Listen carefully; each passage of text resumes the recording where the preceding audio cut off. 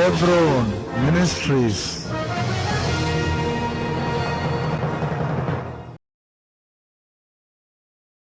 அவர் நம்முடைய கிரியையின்படி நம்மை ரட்சிக்காமல் நம்முடைய தீர்மானத்தின்படியும் நம்முடைய தீர்மானத்தின்படி நம்முடைய கிரியையின்படி நம்ம என்ன வேலை செய்கிறோம், எவ்வளோ நம்ம பணம் சம்பாதிக்கிறோம், அப்படி எவ்வளோ பெரிய ஆள் அப்படி ரட்சிக்காம எப்படி ரட்சித்தாரு? நம்முடைய தீர்மானத்தின்படியும் கிரியையின்படி ரட்சிக்காமல் நம்முடைய தீர்மானத்தின்படி. இல்லையா? தீர்மானம்னா ஆண்டவர் தேவன் before the according to purpose தீர்மானம். ஆண்டவர் ஒரு தீர்மானத்தின்படி ஒவ்வொருத்தரும் ரட்சித்திருக்கார். எத்தனை பேர் விசுவாசிக்கிறீங்க அதை? ஹல்லேலூயா. இப்போ நீங்கள் நிறைய பேர் கவனிங்க, நிறைய பேர் வாலண்டியர்ஸாக இருக்கீங்க. ஒரு சில பேர் பாட்டு போடுறாங்க இல்லையா? ஒரு சில பேர் சும்மா உட்காந்துருக்குறாங்க. அதுவும் ஆள் தேவையில்லம்மா, இல்லைன்னா நமக்கு நம்ம பிரசங்கம் பண்ணுறதுக்கு போர் அடிச்சிடுமே, அவள் கவனிக்கிறதுக்கு ஒரு ஆள் தேவையா? அப்படி எல்லாத்துக்கும் ஒரு ஆண்டவர் அவங்கள ஒரு நாள் கர்த்தர் என்ன பண்ணுவார்? ஊழியங்களை கொடுத்து அவங்கள கனப்படுத்துவார்.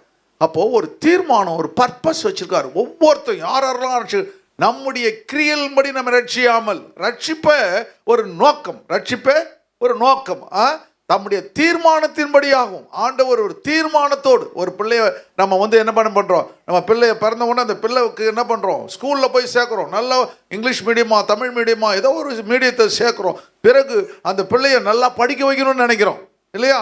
அந்த பிள்ளைய படிக்க வைக்கணும். அப்புறம் நினைச்சிட்டு அது கிறிஸ்து இயேசுக்கு அருளப்பட்ட கிருபை நம்மை ரட்சித்து பரிசுத்த அபிஷேகத்தினால் அழைத்தார். வாசிங்க அப்படியே 10ஆம் வசனம் பாருங்க. நம்முடைய ரட்சகராக இயேசு கிறிஸ்து பிரசன்னமானதினாலே அந்த கிருபை இப்பொழுது வெளிப்படுத்தப்பட்டது. இயேசு மட்டும் நமக்கு வெளிப்படலனா அந்த கிருபை நமக்கு கிடைச்சிருக்காது. ஏன்னா அவர் பாவங்களுக்காக மரித்து நமக்காக எல்லாவற்றையும் சுமந்தார். அவர் மரணத்தை பரிகரித்து ஜீவனையும் அழியாமையும் சுவிசேஷத்தினாலே வெளியரங்கமாக்கினார். அவர் மரணத்தை பரிகரித்து அபாலிஷ் டெத்னு போடப்பட்ட அபாலிஷ் மரணத்தை பரிகரிச்சார். அவன் யாராலையும் செய்ய முடியாததை தேவன் செய்து மரணத்தையே ஜெயித்து விடுகிறார். ஹல்லேலூயா. அப்படிப்பட்ட கிறிஸ்துவ தான் நீங்களும் நானும் ஆராதித்து கொண்டு இருக்கிறோம். ஹல்லேலூயா. சொல்லுங்க. ஆண்டவர் மரணத்தை, என்னுடைய ஆண்டவர் எப்படிப்பட்டவர்? மரணத்தை பரிகரித்தவர். ஹல்லேலூயா. ஜீவனையும் அழியாமையும் சுவிசேஷனாலே வெளியரங்கமாக்கினார். ஹல்லேலூயா. அவர் சொல்றாரு, நீ கவலைப்படாத, நீ என்னுடைய பிள்ளையா இருக்கியா, என் வழிகள் நடக்கிறியா, நீ மரித்தாலும் நான் உன்னை உயிரோடு கூட எழுப்புவேன். ஹல்லேலூயா. ஹல்லேலூயா. ரெண்டாவது, அந்த அழியாமன்னா இம்மார்டல். ஆண்டவர் எல்லாரும் மரிச்சிருவாங்க, மரிச்சா ஒன்றுமெல்லாம் போயிடுவாங்க. ஆனால் உங்களுக்கு எனக்கும் கர்த்தர் ஒரு உயிர்த்தெழுதலின் சாயலை கர்த்தர் கொடுத்திருக்கிறார். ஹல்லேலூயா. உயிர்த்தெழுதலின் சாயலை கர்த்தர் கொடுத்திருக்கிறார். ஆண்டவர் தேவன் அது பெரிய கிருபை. ஒவ்வொரு பிள்ளையும் அடுத்த ஒரு உலகத்துக்கு. நான் அடிக்கடி இதை யோசிப்பேன். இந்த 1000 வருட அரசாட்சியில் ஆண்டவரே என்னை விட்டுறாதீங்க ஆண்டவரே அப்படி சொல்லணும். நீங்கள் ஆண்டவர் இந்த 1000 வருட அரசாட்சி, ஆண்டவர் இயேசு வருவார், அப்படியே ராஜா உட்காந்துருப்பார். அங்கே இந்த எருசலேமில் எல்லாருக்கும் அந்த நதி பிளக்கப்படும், பயங்கரமாக இருக்கும் அவருடைய காரியங்கள். அந்த அருமையான இந்த 1000 வருட அரசாட்சியில் இன்னும் கொஞ்ச நாள் எவ்வளோ நம்ம உயிரோடு இருக்குமோ தேவனுக்கு உண்மையாக இருந்து மறிக்க வேண்டும். ஹல்லேலூயா. நம்ம எவ்வளோ பெரியவனாக இருக்கிறது முக்கியம் இல்லை, எவ்வளோ தேவனிடத்தில் அன்பாக இருக்கிறோம் என்பதுதான் முக்கியம். ஹல்லேலூயா. நம்முடைய பேர் பிரஸ்தாபத்தை தேவன் பார்க்கல, நம்முடைய இருதயத்தை கர்த்தர் பார்க்குறார். நான் சண்டே சொன்னது போல் ஆண்டவர் தேவன் மனுஷ வளர்ச்சியை பார்க்கல, அவன் இருதயத்தை கர்த்தர் பார்க்குறார். உங்கள் இருதயம் தேவனுக்கு முன்பாக விலையேறப்பட்டது.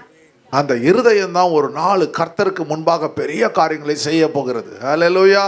யார் புகழறாங்களோ புகழலையோ, யார் பார்க்குறாங்களோ பார்க்கலையோ, யார் உங்களை கேர் பண்ணுறோம் கவலைப்படாதீங்க, கர்த்தர் உங்களோட கூட இருக்கிறார். ஹல்லேலூயா. உங்களை ஒரு நாளும் அவர் அவமானப்படுத்தவே மாட்டார், இருந்துக்கிட்டே இருக்கிறார். ஹல்லேலூயா.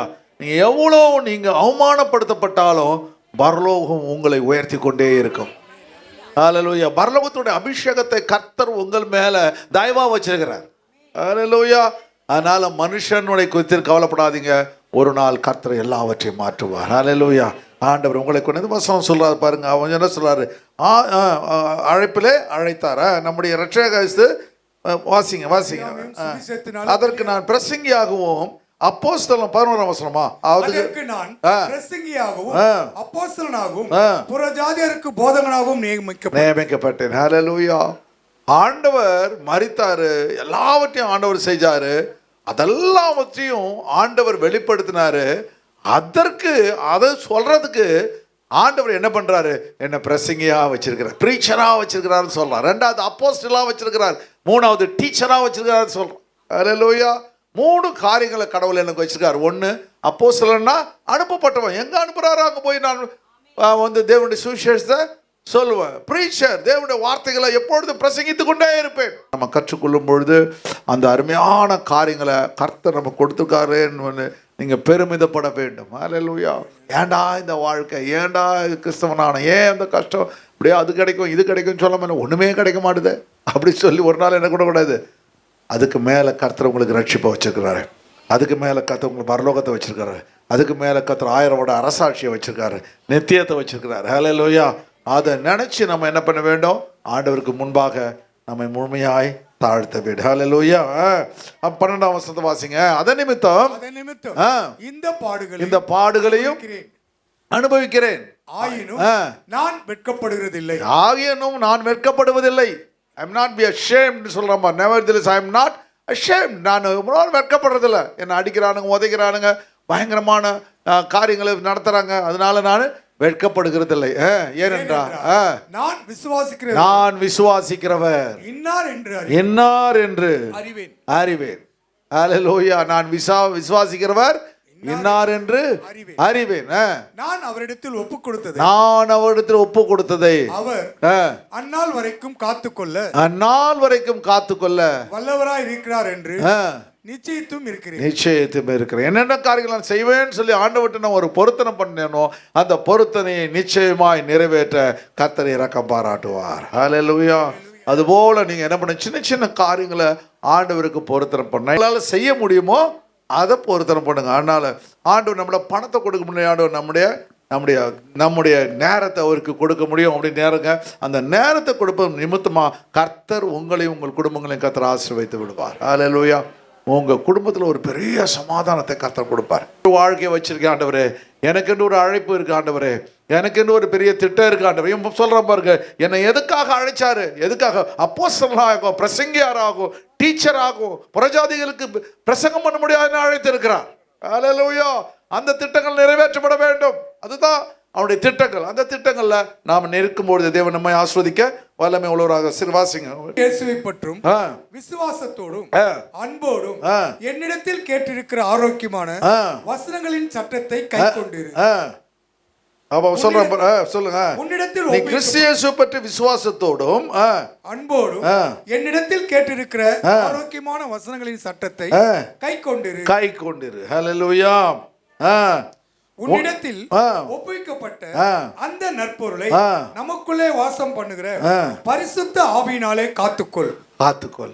தீமோத்தேயுக்கு ரொம்ப அழகா எழுதுறான். கடைசியில் சொல்ல, நீ கிறிஸ்து இயேசுவை பற்றி விசுவாசத்தோடும் அன்போடும், எத்தனாம் வசனம்? 13ஆம் வசனம். நீ கிறிஸ்து இயேசுவை பற்றி விசுவாசத்தோடும் அன்போடும் என்னிடத்தில் கேட்டிருக்கிற ஆரோக்கியமான வசனங்களின் சட்டத்தை கைக்கொண்டிரு.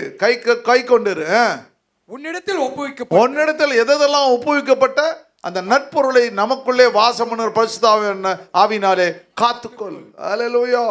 ஆண்டவர் உங்களுக்கு எந்தெந்த காரியங்களை ஒப்பிடிச்சுக்காரோ அவற்றையெல்லாம் நீங்கள் காத்துக்கொள்ள வேண்டும். ஆண்டவரே நன்றி. ஆண்டவரே இந்த ஊழியத்தை கொடுத்தீர் நன்றி. ஆண்டவரே இந்த ஆசீர்வாதத்தை கொடுத்தீர் நன்றி. ஆண்டவரே இந்த பிஸ்னஸை கொடுத்தீர் நன்றி. ஆண்டவரே இந்த வேலையை கொடுத்தீர் நன்றி. ஆண்டவரே ஒவ்வொரு காரியம் தேவன் எதெல்லாம் உங்களுக்கு கொடுத்தாரோ அவற்றை ஆண்டவர் தேவனோடு பரிசுத்த ஆவியோடு கூட நீங்கள் காத்துக்கொள்ள வேண்டும் என்று தீமோத்தேயுக்கு ரொம்ப அழகா இந்த காரியங்களை அவன் சொல்லி தருகிறத பார்க்க முடிகிறது. ஹல்லேலூயா. என்ன பண்ண வேண்டும்? ஒரு நாளும் உலகத்தை குறித்து பயப்படவே கூடாது. நமக்கு ஆண்டவர் எதை அர்ப்பணிச்சாரோ செய்தாரோ செயல்படுத்தினாரோ அதை நம்ம வீடு சிறுமத்தில் குடும்பத்தில் நம்ம இதுக்கு சர்ச்சுக்கு போனால் ஏளனம் பண்ணுற குடும்பங்களும் இருக்குது.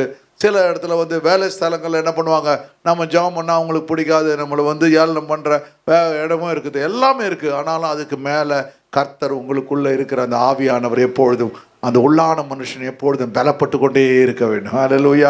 எதற்காகவும் காம்ப்ரமைஸ் ஆகக்கூடாது.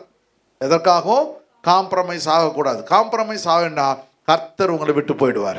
கடைசி வரையிலும் எதை நீங்கள் ஆண்டவருக்கு கையில் கொடுத்தாரோ அது கடைசி வரையிலும் பாதுகாப்பாய் நடத்த தேவன் நமக்கு இரக்கம் பாராட்ட வல்லமை உள்ளவராய்